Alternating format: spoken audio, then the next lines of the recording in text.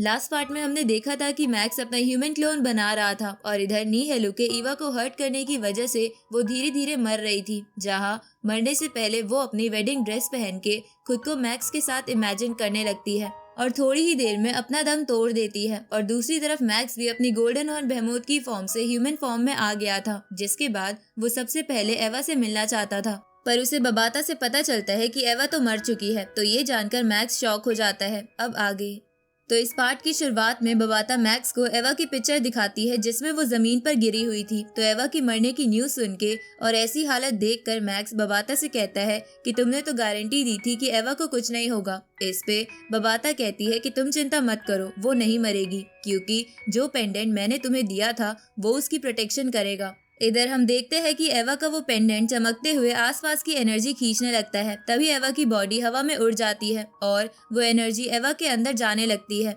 इधर बबाता मैक्स से कहती है कि वो एक ऐसा पेंडेंट है जिससे जेनेटिक्स एक बॉडी में सील हो जाते हैं और कई स्पीशीज इसे सर्वाइवल पेंडेंट भी कहती है। साथ ही बबाता मैक्स को बताती है कि उस पेंडेंट के इस्तेमाल हो जाने के बाद किसी की बॉडी की एज 1000 साल तक हो जाती है, यानी कि अब एवा के पास 1000 साल का लाइफ स्पैन है। इस तरफ एवा की मेमोरीज वापस आने लगती है और उसकी बॉडी के चारों ओर एक अजीब सा गार्ड बन जाता है। उसी वक्त एवा की आंख खुल जाती है। इधर मैक्स गुस्से में बबाता से पूछता है कि एवा पर अटैक किसने किया था। तो बबाता मैक्स को बताती है कि वो ली दियान मार्शल हॉल का नया इंस्पेक्टर नी हेलू था, जो कि इंडिया का एक जीनियस स्पिरिचुअल मास्टर है, पर फिर भी वो तुमसे ज्यादा ताकतवर नहीं है। ये सुन के मैक्स गुस्से में कहता है कि उसे मेरी फैमिली को हार्म करने के लिए किसने कहा था। इस पे बबाता मैक्स को बताती है कि पृथ्वीवासियों को लगा कि तुम मर चुके हो, साथ ही पृथ्वी से ज्यादातर स्ट्रॉन्ग प्रैक्टिशनर भी खत्म हो चुके थे, इसलिए फिफ्थ एल्डर एटकिन ने एल्डर येन हाई के साथ एचआर अलायंस को फोर्स के साथ कब्जे में ले लिया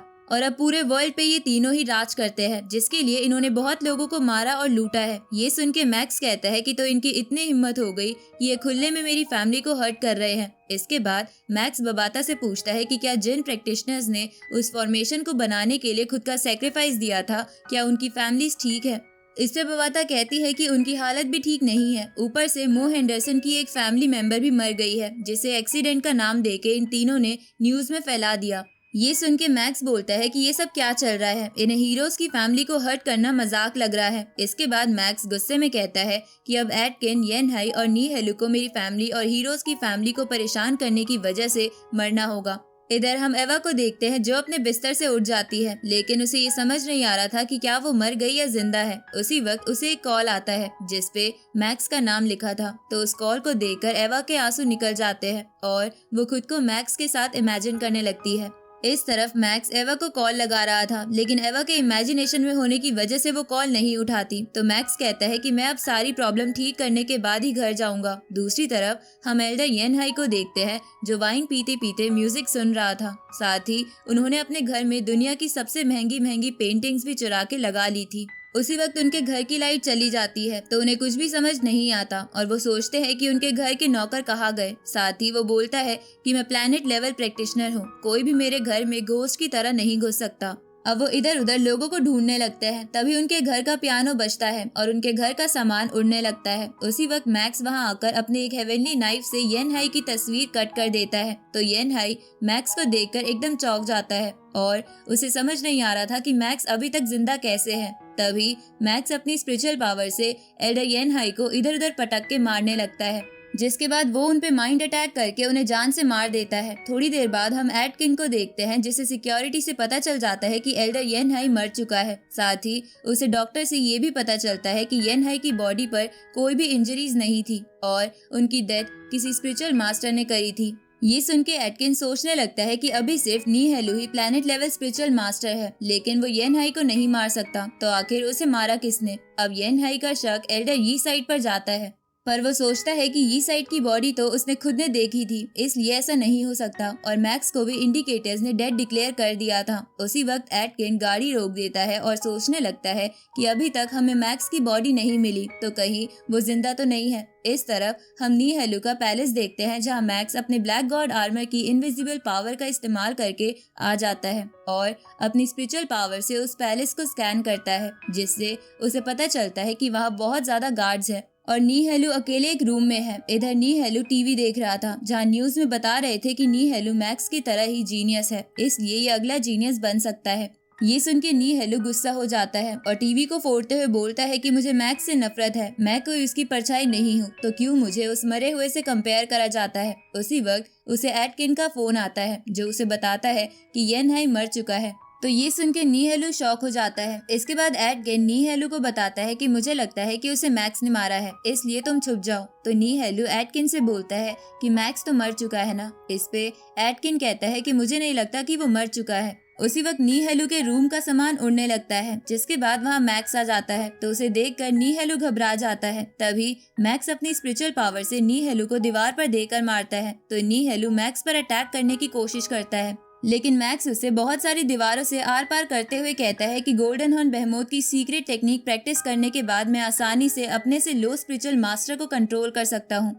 अब नी हेलू मैक्स से कहता है कि प्लीज मेरी एक बार बात सुन लो, पर मैक्स उसकी एक नहीं सुनता और उसे ग्राउंड फ्लोर पर फेंक कर उसके हाथ पैर तोड़ देता है। इधर बाहर गार्ड्स को लगता है कि नी हेलू प्रैक्टिस कर रहा है। इस तरफ मैक्स नी हेलू से बोलता है कि तुम क्या एक स्पिरिचुअल मास्टर कहलाने के भी लायक हो। अब मैक्स उस पे भी माइंड अटैक करके उसे जान से मार के पैलेस से बाहर फेंक देता है, जिसके बाद मैक्स नी हेलू के फोन से एटकिन को बोलता है कि अगला नंबर तुम्हारा है। तो ये सुन के एटकिन समझ जाता है कि मैक्स जिंदा है और वो वापस आ चुका है। साथ ही वो मैक्स की स्ट्रेंथ से नहीं बच सकता। तभी उसे एक आइडिया आता है, जिसके बाद वो एक जगह जाता है। थोड़ी देर बाद हम उसी जगह के गार्डन में बहुत सारी मीडिया को देखते हैं, जिन्हें एटकिन ने एक इम्पोर्टेंट इन्फॉर्मेशन देने के लिए बुलाया था, जो उन हीरो से जुड़ी हुई थी। तो ये जानकर जनता सोचने लगती है कि कहीं मास्टर होंग और मास्टर ली शेंग नींद से तो नहीं जाग गए। उसी वक्त एटकिन इंटरव्यू देने के लिए सामने आता है, जिसके बाद वो सबसे कहता है कि आज मैं आपको हमें बचाने वाले हीरोज में से एक हीरो के बारे में बताना चाहता हूँ, जो कि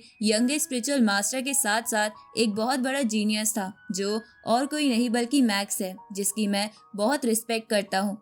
इधर मैक्स की एकेडमी के दोस्त भी ये इंटरव्यू देख रहे थे। दूसरी तरफ एल्डर याओ राव और बाकी गार्ड्स भी दोनों मास्टर के साथ रह के ये न्यूज सुन रहे थे। तभी एटकिन सबसे कहता है कि क्या आपको पता है कि मैक्स की बॉडी अभी तक क्यों नहीं मिली। ये सुन के सभी लोग चौंक जाते हैं। इस पे एटकिन उनसे कहता है कि आप सब सही सोच रहे हो, मैक्स अभी भी जिंदा है। ये सुन के सारी जनता बहुत ही खुश हो जाती है। तभी एटकिन कहता है कि मुझे भी ये न्यूज जानकर बिल्कुल भी नींद नहीं आ रही थी।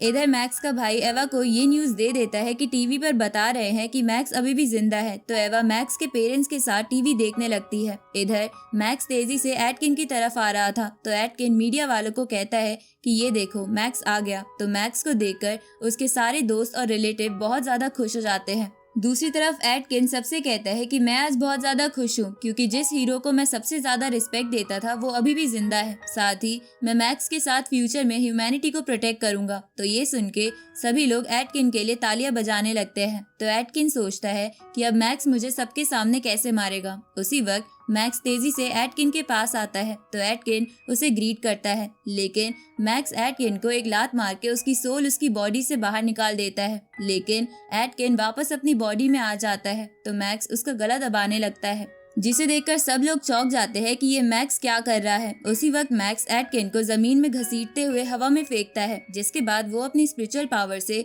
उसकी सारी हड्डियां तोड़ देता है, जिसकी वजह से एटकिन की वहीं पर मौत हो जाती है। तो ऐसा भयानक दृश्य देखकर सभी लोग मैक्स से डर जाते हैं और इसी के साथ ये पार्ट यहीं खत्म होता है।